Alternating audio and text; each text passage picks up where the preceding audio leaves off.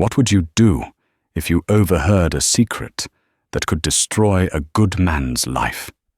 For Amelia Rousseau, a 24-year-old waitress drowning in debt and family medical bills, this wasn't a hypothetical question. It was the whispered conversation she caught between a millionaire she admired and his deceptively charming best friend. A secret so toxic it threatened to unravel a billion-dollar empire. She had a choice: stay silent and keep the job she desperately needed, or speak up and risk everything. Her decision would lead not to a simple thank you, but to a silent, imposing luxury car arriving at her door the very next day, ready to change her life forever or end it. The Gramercy Pearl wasn't the kind of diner where you'd find cracked vinyl booths and watery coffee. It was a New York institution, a carefully preserved time capsule of 1950s elegance, serving $30 club sandwiches to people who didn't look at the prices. For Amelia Mia Rousseau, it was both a stage and a prison. By day she glided between tables with a practiced smile, balancing trays laden with artisan burgers and truffle fries. By night she returned to a cramped Queen's apartment that smelled of turpentine and her mother's lavender-scented laundry detergent. The turpentine was from her own corner of the living room, a space crammed with canvases, brushes, and textbooks on Renaissance art restoration. That was the real Mia, the one who dreamt of Florence, of tracing the brushstrokes of masters of bringing faded beauty back to life. But her mother Isabella had been diagnosed with an aggressive form of multiple sclerosis 2 years ago, and the dream of Florence had faded into the harsh reality of co-pays, prescription costs, and the ever-present fear of the next medical emergency. The Gramercy Pearl, with its generous tips from oblivious hedge fund managers, was the only thing keeping them afloat. Most of the clientele were a blur of expensive suits and dismissive glances. But Mr. Julian Croft was different. He came in every Tuesday and Thursday, always at 2 p.m. after the lunch rush had subsided. He was probably in his early 30s with a kindness in his eyes that seemed out of place amongst the city's elite. He wasn't old money. The tech blog said he'd built his software empire Innovate Dynamics from his college dorm room. He never demanded, he always requested. He learned Mia's name on his second visit and always asked about her day, listening to her answer as if it genuinely mattered. He tipped 50% on his black coffee and grilled chicken salad every single time. To Mia, he wasn't just a customer. He was a 15-minute sliver of decency in a 10-hour shift of transactional servitude. That Tuesday began like any other. The lunchtime chaos ebbed, and Mia was wiping down a marble countertop when the familiar chime of the door announced Julian's arrival. But he wasn't alone. With him was a man who seemed to have been sculpted from polished ambition. He was taller than Julian, dressed in a bespoke charcoal suit that probably cost more than Moore's entire student loan debt. His name was Marcus Thorne. Mia knew him from the society pages. His family was old-world banking royalty. He was Julian's best friend, his business partner in several philanthropic ventures, and according to the articles, the sophisticated yin to Croft's innovative yang. Marcus exuded a charm that felt like a weapon. He smiled at Mia, but his eyes swept over her with an unnerving coolness, cataloguing her cheap uniform and worn-out sneakers in a fraction of a second. "Mia, always a pleasure," Julian said with his usual warmth. "This is my friend Marcus Thorne. We'll take our usual booth." "Of course, Mr. Croft," Mia replied, forcing a smile for Marcus that didn't quite reach her eyes. She led them to the secluded corner booth, brought their usual orders without asking, and then retreated, busying herself with polishing silverware at a nearby station. The booth was designed for privacy, with high tufted leather backs, but the diner was quiet and sound traveled. Mia wasn't trying to eavesdrop, not at first. She was just folding napkins, her mind, on a pigment mixing technique she'd read about, when Marcus's voice, a low and urgent murmur, cut through the quiet hum of the restaurant. "You're being sentimental, Julian. The Helios project is a cash bleed. The board is getting nervous. We need to liquidate those assets and to channel the capital into the Singapore acquisition." "It's a sure thing." Julian's voice was troubled. Liquidate Marcus Helios is a clean energy initiative. It's not just about profit. It's what we promised we'd do when we made our first billion. We promised we'd build something that lasts, something that helps. A soft, condescending chuckle from Marcus. "And we will, by being smarter. Look, I've already spoken to the acquisition team at Sterling Global. They're prepared to make a very generous offer for the Helios patents. It's clean, it's fast, and it plugs a hole in our quarterly projections." "Sterling Global?" Julian sounded surprised. "They're our biggest competitor in the Asian market. Why would they help us?" "They aren't helping us," Marcus said, his voice dropping even lower, becoming a conspiratorial whisper. "They're helping me secure our position. I've laid the groundwork. They see the value. All I need is your signature on the preliminary transfer agreement. I have it right here." Mia froze, a linen napkin clutched in her hand. Something about Marcus's tone was slick, practiced, like a well-rehearsed lie. She risked a glance over her shoulder. Marcus had a sleek leather portfolio on the table. Julian was shaking his head, rubbing his temples. "I don't know, Marcus. This feels rushed. Selling our most promising green tech to a fossil fuel subsidiary like Sterling Global. It goes against everything we stand for. It stands for survival. Julian." Marcus's voice was a sharp hiss now. "Don't let your idealism bankrupt us. I've handled the delicate negotiations. Trust me. When have I ever steered you wrong?" The silence that followed was heavy. Mia could almost feel Julian's internal conflict from across the room. He revered Marcus. The media always portrayed their friendship as legendary, a brotherhood forged in the crucible of high-stakes business. Then Marcus delivered the line that made the blood in Mia's veins turn to ice. "I'll handle the board. They listen to me. And I've already set up the offshore holding account for the transfer. It's more tax efficient that way. Cleaner. Offshore holding account. Tax efficient." The words were corporate jargon, but the intent behind them felt sinister. It sounded less like a business deal and more like a heist. Why would a legitimate transfer need a secret offshore account?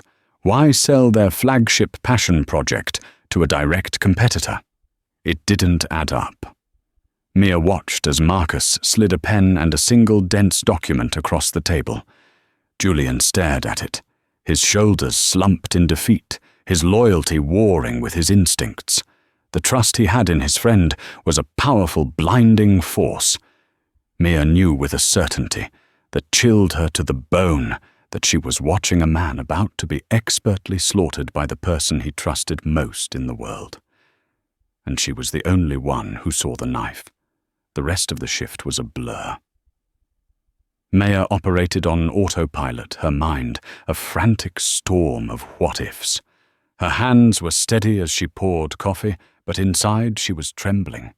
The image of Julian's conflicted face was seared into her memory. He hadn't signed the paper while in the diner. He'd told Marcus he needed to think to run it by his own legal team first.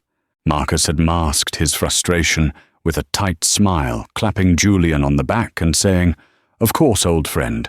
Due diligence. Just don't take too long. The offer is time-sensitive." The words echoed in Mia's head. Time-sensitive. It was a classic pressure tactic. All night she wrestled with herself. It was none of her business. She was a waitress. Interfering in the world of billionaires was like a mouse trying to stop a stampede. She could lose her job in a heartbeat. Sal, her manager, was a decent man, but he wouldn't risk the reputation of the Gramercy Pearl over the feeling of a part-time waitress. A complaint from a patron like Marcus Thorne could get her fired instantly. And without this job, her mother's care would be in jeopardy. The dream of Florence wouldn't just be delayed, it would be dead. But then she thought of Julian, his quiet kindness, the way he asked about her art studies and listened with genuine interest. He was a good person, surrounded by sharks he mistook for friends. The phrase, offshore holding account, kept snagging in her thoughts. It was a red flag, a giant waving banner of deceit, and it seemed only she could see it.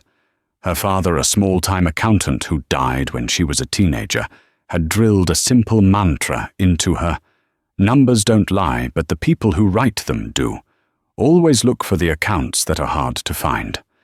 By the time she locked up her apartment at 6 a.m. for her morning shift, she had made a decision. It was terrifying, reckless, and possibly the stupidest thing she would ever do. But her conscience wouldn't let her do anything else. Julian wasn't scheduled to come on that day, a Wednesday. She had to find another way. She remembered him once mentioning his office was in the Atlas building on Park Avenue.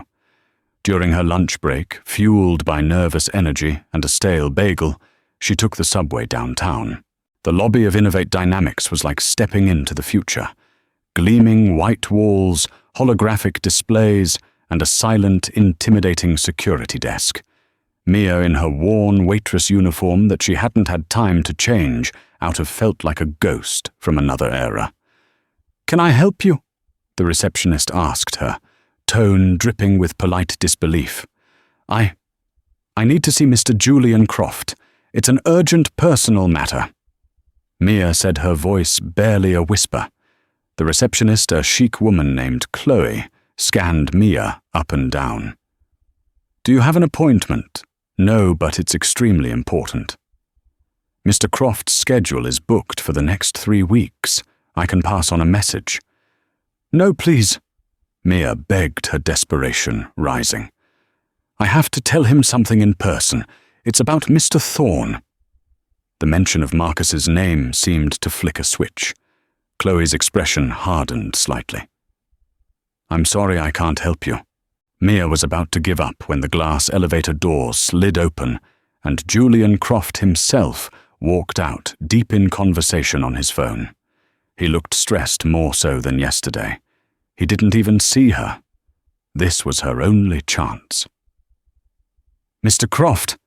She called out, her voice louder than she intended. He stopped, startled, and his eyes widened in surprise when he saw her. "Mia, what are you doing here?" She rushed forward, ignoring the receptionist's sharp. "Ma'am, you can't." "I'm so sorry to bother you here, Mr. Croft. I know this is inappropriate, but I had to warn you," she said, her words tumbling out in a rush. "I overheard you and Mr. Thorne yesterday. The Helios project. The sale to Sterling Global." Julian's friendly demeanor vanished, replaced by a guarded, almost cold expression. "My conversations are private. I know, and I'm sorry I wasn't trying to listen, but what he was saying, it's wrong. An offshore holding account, selling your best tech to a competitor. It's not a good deal. It's a betrayal. He's using your trust in him to rob you blind." The air in the lobby grew frigid. Julian's jaw tightened. He ended his phone call abruptly. "Mia," he said, his voice low and dangerously calm. "Marcus Thorne has been my best friend since we were 15. He was the best man at my wedding. He's the godfather to my niece. He has stood by me through every failure and every success. You, on the other hand, are the woman who serves me coffee twice a week." Each word was a precise, painful jab. Maya felt her face flush with shame and humiliation. "I know how it sounds," she pleaded, "but my gut, my instincts, everything in me is screaming that he is deceiving you. Please just get an independent auditor, someone he doesn't know, to look at the paperwork. That's all I ask." He took a step closer. His eyes filled not with anger, but with a deep, profound disappointment. What you're asking is for me to betray a lifetime of friendship based on the gut instinct of a stranger who eavesdropped on my private lunch. Do you have any idea how insulting that is? He looked past her to the mortified receptionist. Chloe, please see that Mia is escorted out, and make sure she gets cab fare back to her restaurant. He turned and walked away without another glance, leaving Mia standing alone in the center of the vast, silent lobby. The finality in his voice was absolute. She hadn't just failed. She had been dismissed as a foolish, hysterical girl. She had offered a warning, and in return had been handed charity cab fare. As the security guard gently guided her towards the exit, she felt a crushing wave of defeat. She had risked everything and only succeeded in making a fool of herself and insulting the one wealthy person she thought was decent. Her warning had fallen on deaf ears. The taxi ride back to Queens was the longest journey of Mia's life. The city's vibrant chaos blurred into a meaningless smear of color and noise. Julian's words echoed in her mind. The woman who serves me coffee. He had reduced her to her role, stripping away her identity, her intelligence, her concern, and leaving only the apron. The humiliation was a physical ache in her chest. She had been so naive. What did she expect? That he would thank her, launch an investigation, based on the frantic warning of a waitress she had crossed an invisible, unassailable line between their worlds. He lived in the stratosphere of loyalty and billion-dollar deals. She lived on the ground, worrying about the price of milk. When she got back to the Gramercy Pearl, Sal was waiting for her by the kitchen doors. His arms crossed his face, grim. "Russo. My office. Now." The walk felt like a march to the gallows. Sal's office was a tiny cluttered room that smelled of stale cigar smoke and bleach. "I just got off the phone with Chloe at Innovate Dynamics." He started not bothering to sit down. "She was discreet, but I got the picture. You went to Julian Croft's office and caused a scene." Mia stared at her worn-out sneakers. "I had to, Sal. I heard something. I don't care what you heard." He cut her off, his voice sharp. "My job is to run a restaurant, not a den of spies. My clients, especially clients like Mr. Croft, come here for privacy. They come here because they trust us. You broke that trust." "He was being cheated," she protested, her voice cracking. His best friend is Marcus Thorne." Sal said, his tone heavy with implication. "A man whose family probably owns the bank that owns the loan on this building. You want me to pick a fight with him, with them?" He sighed, rubbing his tired eyes. "Mayor, you're a good kid, a hard worker. But you were way out of your league. I can't have you working service if our patrons think you're listening in on their business deals." Mia's heart sank. "Are you firing me?" Sal was quiet for a long moment. He looked at her, and for a second she saw a flicker of sympathy. He knew about her mother. He knew how much she needed this job. "No," he said finally. "I'm not firing you. You're too reliable. But I'm taking you off the floor for the rest of the week. You'll be on kitchen prep, peeling potatoes, washing lettuce, no customer contact. And if I get so much as one more phone call, one more whisper of trouble, you're gone. Are we clear?" "Yes, Sal." She mumbled, the relief of not being fired immediately consumed by the shame of her demotion. "Crystal clear." The rest of the day was a monotonous, soul-crushing exercise in humility. She stood in the hot, steamy kitchen, her hands raw from peeling 100 pounds of potatoes, the rhythmic scrape of the peeler, a counterpoint to the frantic loop of her own failure replaying in her mind. The other kitchen staff shot her curious looks, but kept their distance. News traveled fast. She was the waitress who flew too close to the sun. That night she went home, her body aching and her spirit shattered. Her mother was asleep in her bedroom, the soft sound of her breathing a fragile comfort. Maya sat in her art corner, staring at a half-finished restoration project, a small 19th-century oil painting of a seascape she'd bought at a flea market. It was damaged, covered in a century of grime and a botched varnish job from a previous owner. Her job was to carefully, painstakingly remove the false layers to reveal the original truth beneath.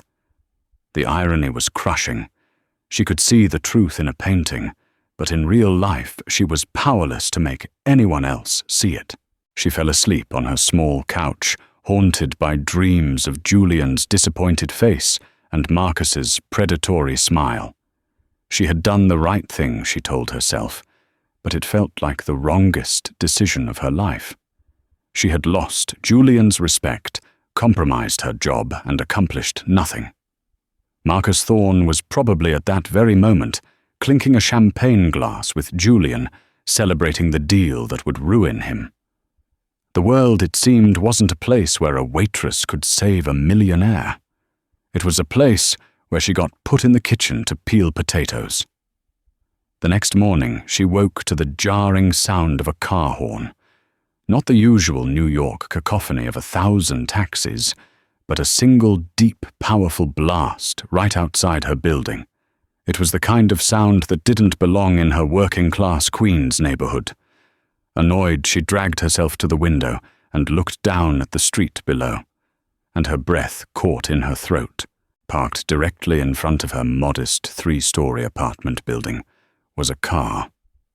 It wasn't just a car, it was a statement. A long, impossibly sleek, gleaming black Mercedes Maybach S-Class. It was so out of place, it looked like a spaceship had landed. A man in a crisp black suit and chauffeur's cap stood beside the open rear door, staring directly up at her window, as if he knew she was watching. Her first thought was that it was for someone else. A mistake. But there was no one else on the quiet street. The chauffeur's gaze was fixed, unwavering. Her heart began to pound a frantic, panicked rhythm against her ribs. This wasn't a thank you. This wasn't a coincidence.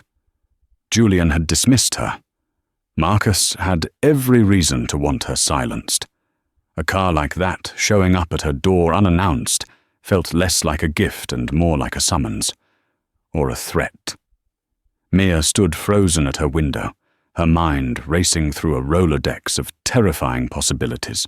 Had Marcus Thorne sent this car, was it a message? An intimidation tactic to ensure her silence? Or was it worse, the kind of car that appears in movies right before someone disappears? Her neighborhood was quiet. No one would notice one girl being whisked away in a vehicle that screamed power and anonymity. Her mother's voice called from the other room, frail but clear. "Mia cara, what was that noise?" "Nothing, Mama," Mia called back, her voice tight with anxiety. "Just a car. Go back to sleep." She needed to think. Her first instinct was to hide, to lock the door, pull the blinds, and pretend she wasn't home. But the chauffeur hadn't moved. He stood like a statue, his presence a silent, undeniable demand. Running would only confirm she had something to hide. It might even make things worse. Taking a deep, shuddering breath, she decided on a different course of action. She scribbled a quick note and left it on the kitchen counter for her mother. Mama got called into work for a special catering event. A car service picked me up. "I will call you as soon as I can. Love you." It was a weak lie, but it might prevent her mother from panicking if she was gone for a few hours. Then she did something her father would have called smart. She opened the voice memo app on her phone, hit record, and slipped the phone into her jeans pocket, making sure the microphone wasn't muffled. If this was a threat, she would have a record of it. Her heart hammered against her ribs as she walked down the 2 flights of stairs. Each creak of the old wooden steps sounded like a drumbeat of doom. She pushed open the heavy front door of the building and stepped out into the crisp morning air. The chauffeur, a man with a stone-carved face and impassive grey eyes, finally moved. He gave a slight, formal nod. "Amelia Rousseau." His voice was low and gravelly, devoid of any emotion. "Who's asking?" Mia replied, trying to sound braver than she felt. "I was sent by Mr. Croft," the man said. "He requests your presence." Mr. Croft. The name sent a jolt through her, a confusing mix of relief and renewed dread. Why would Julian send a car for her after dismissing her so coldly? Was this an apology? A trap? Had he told Marcus about her warning? And was this some kind of joint power play? "Where is he taking me?" she asked, standing her ground on the pavement. "I am instructed to take you to him. That is all the information I have been given," the chauffeur replied, his expression unchanging. This was a test of trust, a terrifying high-stakes leap of faith. She looked at the opulent, cavernous interior of the Maybach. It was a world away from her own. It could take her to a penthouse for an apology, or to a deserted warehouse for a lecture on minding her own business. But the fact that it was Julian, not Marcus, who had sent the car gave her a sliver of hope. Julian, for all his dismissiveness, had a core of decency. Marcus, she suspected, did not. "All right," she said, her voice barely audible. "I'll come." The chauffeur held the door for her as she slid onto the plush, cream-colored leather seat. The door closed with a soft, satisfying thump, sealing her inside a world of absolute silence. The noise of the city vanished, completely replaced by the faint hum of the engine and the scent of expensive leather and polished wood. The driver, whose name she learned was Arthur, got into his seat, and the car pulled away from the curb with an impossible smoothness. They drove in complete silence. Arthur didn't speak, and the partition between the driver and passenger compartments was raised, affording her total privacy. Mia's mind was in overdrive. She clutched her phone in her pocket, the recording app still running a tiny secret act of defiance. She watched the familiar gritty streets of Queens give way to the steel and glass canyons of Manhattan. They weren't heading towards her diner, nor were they heading towards the Innovate Dynamics building. They drove uptown towards the ultra-exclusive residences lining Central Park. The real estate here wasn't just expensive, it was legendary. The Maybach finally slowed and pulled into a private gated driveway of a limestone behemoth of a building, the Orion Residences. A doorman in a crisp uniform rushed forward, but Arthur simply gave him a nod, and the gates swung open. They descended into a private underground garage, pulling into a reserved spot next to a silver Aston Martin. The ride was over, but the mystery was just beginning. "This way, Ms. Rousseau," Arthur said, opening her door. He led her not through a public lobby, but to a private elevator. He used a key card, and the elevator began its ascent, the numbers climbing rapidly. 30, 40, 50. It finally stopped at PH, Penthouse. The doors opened directly into a living space so vast and stunning that it literally took Mia's breath away. The room was a duplex with a 30-foot-high wall of glass, offering a jaw-dropping panoramic view of Central Park and the entire city skyline. The furnishings were minimalist and elegant, a massive white sofa, sleek chrome and glass tables, and walls adorned with what looked like original Rothko and de Kooning paintings. And standing in the middle of it, all silhouetted against the breathtaking view, was Julian Croft. He was alone. He turned to face her, and the expression on his face was one she couldn't read. It wasn't angry or disappointed. It was something else entirely, something heavy, somber, and deeply weary. "Mia," he said, his voice quiet, but echoing in the cavernous space. Thank you for coming. Please have a seat. We have a lot to talk about. Mia didn't sit. She stood just inside the elevator entrance, her hand hovering over her pocket, the phone still recording. The opulence of the penthouse was disorienting, designed to awe and intimidate. But it was the look in Julian's eyes that truly unsettled her. The easy warmth she was used to seeing in the diner was gone, replaced by the haunted look of a man who had stared into an abyss. "Mr. Croft," she began, her voice steady despite her racing heart. "Why am I here?" He gestured to the sprawling white sofa. "Please, Mia, and call me Julian. After yesterday, I think we're past formalities." She cautiously moved towards the sofa, but remained standing, crossing her arms as a defensive barrier. Julian didn't press the issue. He walked over to a floor-to-ceiling window and stared down at the park, a miniature green paradise so far below. "Yesterday," he began, his voice low, "I was arrogant, I was dismissive, and I was wrong. I owe you an apology." Mia was stunned into silence. Of all the scenarios she had imagined, a direct apology was not one of them. "When you left my office," he continued, turning back to face her, "I was furious.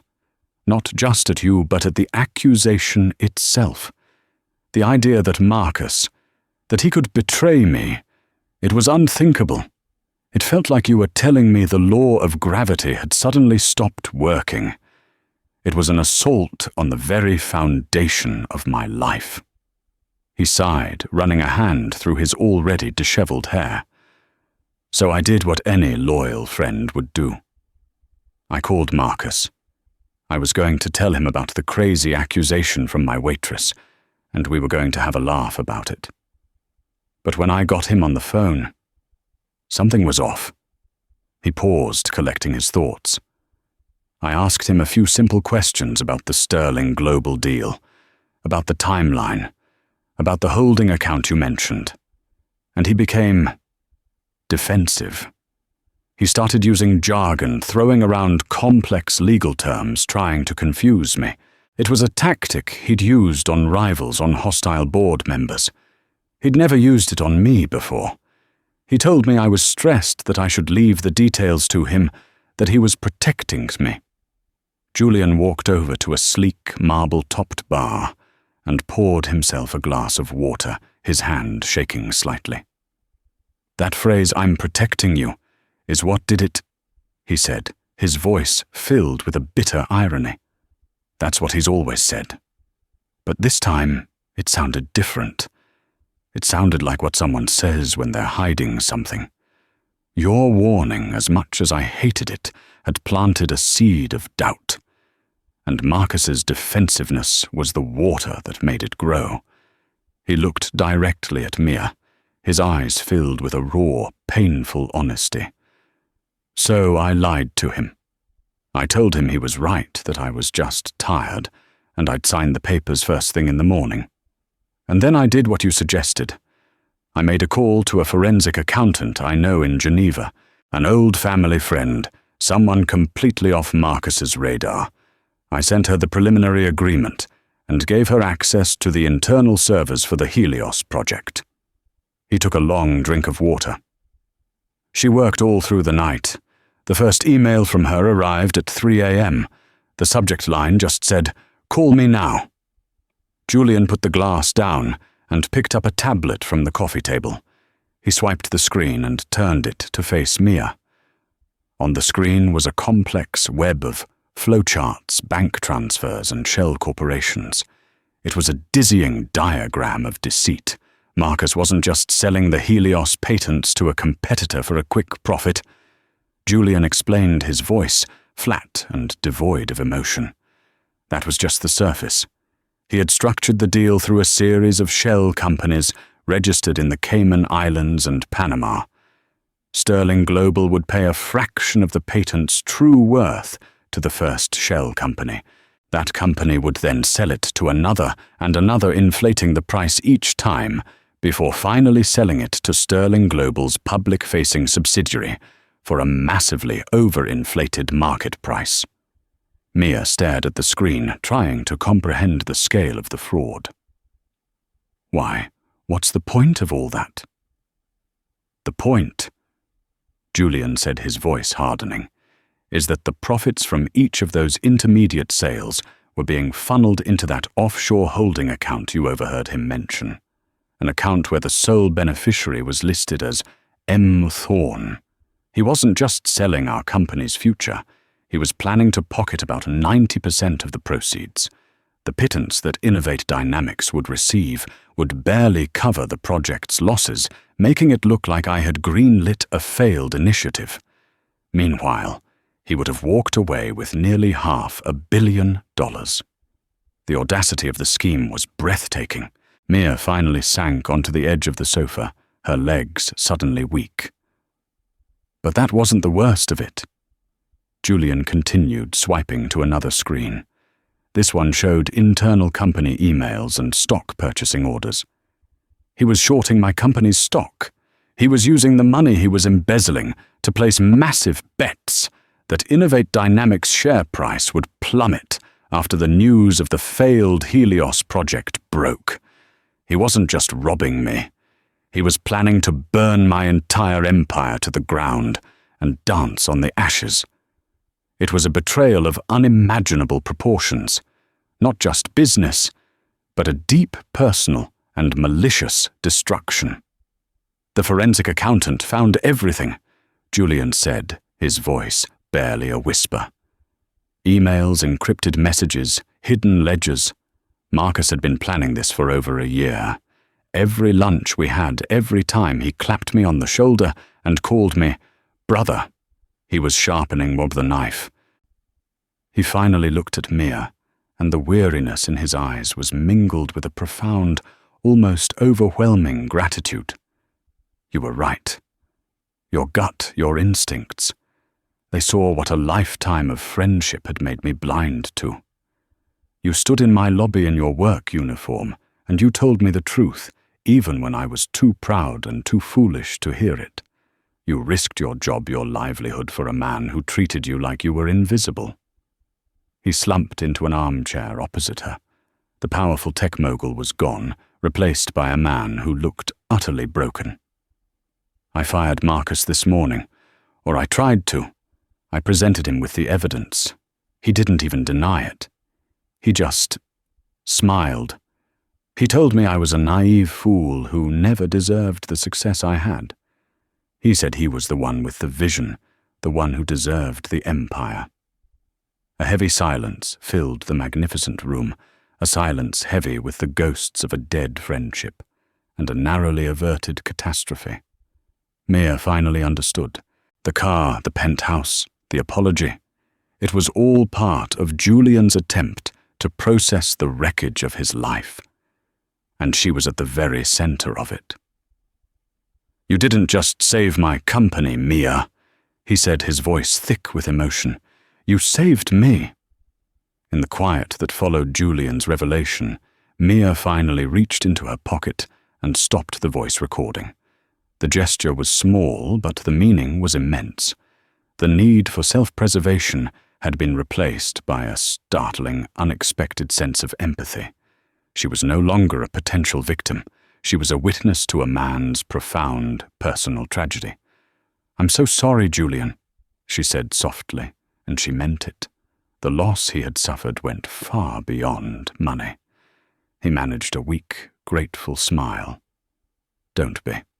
You have nothing to be sorry for. I'm the one who owes you everything. He stood up, pacing the room with a renewed, though somber energy. Which brings us to the reason I brought you here. An apology isn't enough. Words are cheap. What Marcus did was a crime, and my lawyers will handle that. What you did was an act of incredible integrity, and that deserves a proper reward. Mia immediately shook her head. No, you don't owe me anything. I just did what I thought was right. And that's precisely why you must be rewarded, he insisted.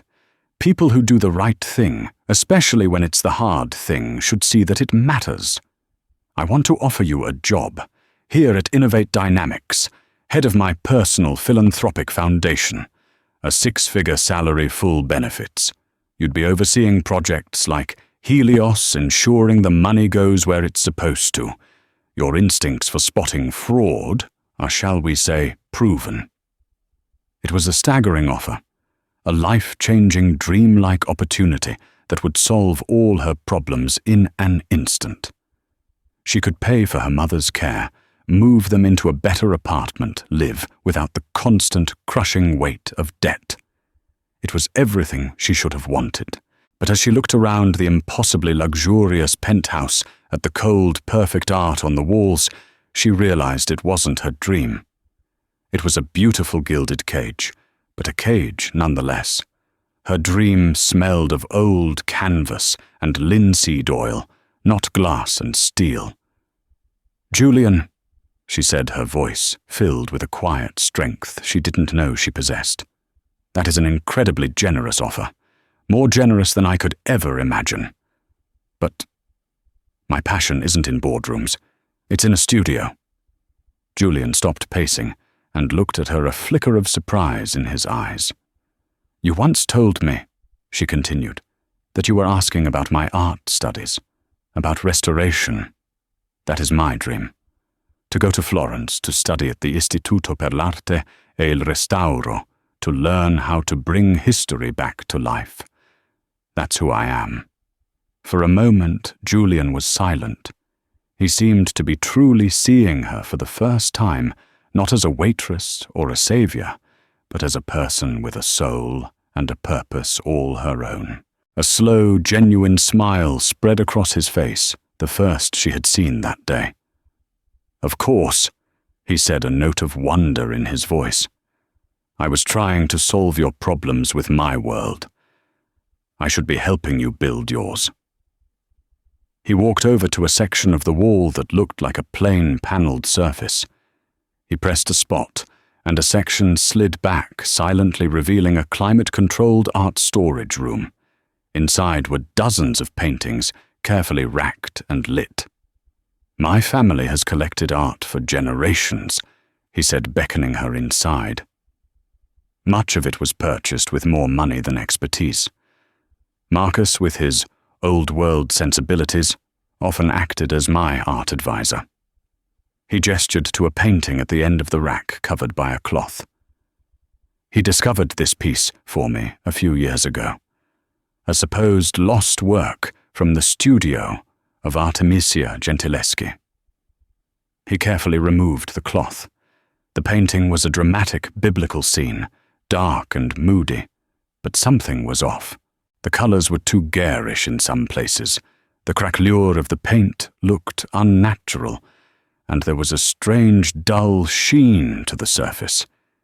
It was what her professors would call a problem picture. "It's a fake, isn't it?" Mia said, her voice a hushed whisper. She didn't even need to touch it. Her restorer's eye saw the inconsistencies immediately. "My lawyers, in their sweep of Marcus's finances, discovered he'd commissioned it from a notorious forger in Brussels." Julian confirmed, his voice laced with disgust.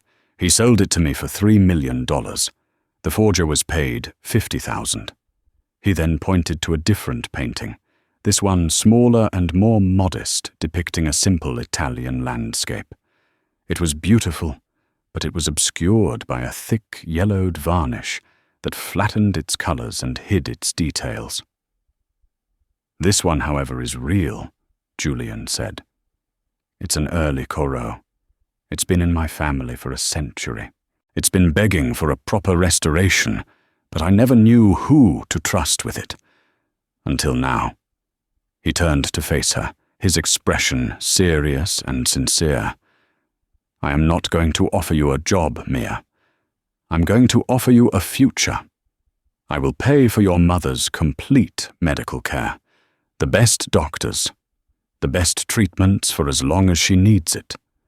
I will purchase your apartment for you, so you never have to worry about rent again. And I will fund your entire education in Florence, including tuition housing and a living stipend for the full 3-year program." Mia felt tears welling in her eyes, her throat too tight to speak. "All I ask," he continued, his voice gentle, "is that when you are ready, when you have the skills and the confidence of a master, you make this little Koro your first official commission. And you allow me to be the first patron of the incredible career you are going to have." It was a reward beyond money, beyond a job title. It was a gift of freedom, the freedom to pursue her passion without fear, to care for her family without sacrifice. It was the priceless gift of her own life handed back to her. Through her tears, Mia looked at the man she had tried to save and realized he had in turn saved her in a way she never thought possible. "Yes," she whispered the single word, filled with the weight of 1,000 dreams coming true. Yes. 1 year later, the scent of turpentine and linseed oil no longer filled a cramped corner of a queen's apartment.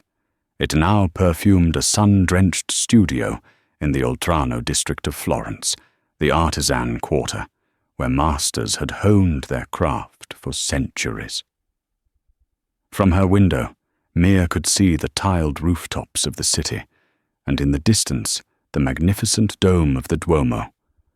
Life had transformed in ways that still felt dreamlike. Her mother Isabella was living comfortably and safely back in New York, her medical care managed by a team of top specialists, all funded by a trust Julian had established. The constant worry that had been Mia's shadow for years had lifted, replaced by a lightness and a focus she had never known. She was thriving at the Istituto. Her professors praised her delicate hand, her patient methodology, and her innate understanding of a painting's soul. She was no longer just a student. She was an artist, a conservator coming into her own. She and Julian had maintained a quiet, steady friendship. They didn't speak every day, but he would email her articles on new pigment analysis technologies, and she would send him photos of her progress on various student projects. Their communication was a bridge between two vastly different worlds, built on a foundation of mutual respect and a shared life-altering experience. Marcus Thorne, she knew from the news, had not fared as well. His assets were frozen, and he was facing a mountain of federal charges for fraud, embezzlement, and market manipulation. His betrayal had been so spectacular, so brazen, that it had become a cautionary tale on Wall Street. The wheels of justice were turning slowly but inexorably. One crisp autumn afternoon, as Mia was painstakingly removing a layer of discolored varnish from a 17th century still life, the director of the institute knocked on her studio door. "Signorina Russo," he said, his Italian accent warm. "You have a visitor." Mia looked up, confused, to see Julian Croft standing in the doorway. He was dressed more casually than she'd ever seen him, in a simple linen shirt and trousers, but he still seemed to carry an aura of quiet intensity. "Julian," she gasped, wiping her hands on her apron. "What are you doing here?" "I had a business meeting in Milan," he said with a small smile. "I decided to take the train down. I hope I'm not interrupting." "Never," she said, her heart doing a little flutter that surprised her. "Welcome to my world." She gave him a tour of her small studio, explaining the complex chemistry of the solvents she was using, the delicate process of in-painting, the way light and time changed a canvas. He listened with the same focused attention he had once given her in the diner, but this time he wasn't just being polite. He was fascinated. He was seeing her truly, her in her element. "I brought you something," he said, handing her a slender, protected cardboard case. She opened it carefully. Inside was the small 19th century seascape she had been working on in her Queen's apartment, the flea market painting that had been her only escape on the night she thought she had ruined her life. My housekeeper was packing up the last of your things from your old apartment to put in storage, he explained. She found this. I figured it belonged here with you. A reminder of where you started. Mia traced the frame of the little painting, a wave of emotion washing over her. It looked so humble next to the grand Italian masterpieces she now worked on daily. But it was a powerful symbol, a symbol of hope in the dark. They walked out of the studio and into the golden light of the late afternoon, wandering through the ancient streets towards the Ponte Vecchio. I have some final news about Marcus, Julian said quietly as they leaned on the stone railing of the bridge, watching the Arno River flow below. The investigation uncovered something bigger. He wasn't just defrauding me. He was the center of a whole network laundering money for some very dangerous people. The Helios deal was just his attempt at a massive cash-out before it all collapsed. Your warning. It didn't just save my company. The FBI said it helped them unravel an international criminal enterprise. Mia stared at the water, stunned. The ripple effects of her single, terrified act of courage were vaster than she could have ever conceived. You see, Mia, Julian said, turning to look at her, his eyes serious. You didn't just warn a millionaire about his friend. You threw a stone in a pond, and the ripples changed the world for a lot of people. As the sun began to set, casting a warm, honey-colored glow over the city of the Renaissance, Mia felt a profound sense of peace. The life she was living was not a reward for a single act, but the rightful consequence of choosing integrity over silence. Julian stood beside her, not as a patron or a billionaire, but as a friend. The space between them was no longer an unbridgeable chasm between a waitress and a mogul. It was just the quiet, comfortable space between two people who had, in a strange and unexpected way, saved each other. The future was unwritten, as vast and beautiful as the Tuscan sky above them, filled with the promise of masterpieces waiting to be restored. The story of Emilia Russo isn't just about a car and a millionaire. It's a powerful reminder that integrity is a currency more valuable than any stock or bank account. It's about the incredible power that lies within a single person's choice to speak truth to power, no matter how small or insignificant they feel. Emilia's courage didn't just change her life and the life of one man. It sent ripples out into the world that dismantled a network of corruption. It proves that one voice, speaking with conviction, can be louder than 1,000 lies whispered in a boardroom. If this story inspired you, or restored a little bit of your faith in doing the right thing, please let us know in the comments below. What would you have done in Emilia's position? We love hearing your thoughts. And don't forget to like this video, share it with someone who needs to hear it, and subscribe to our channel for more real-life stories that will move, inspire, and remind you of the extraordinary impact of ordinary courage. Thank you for watching.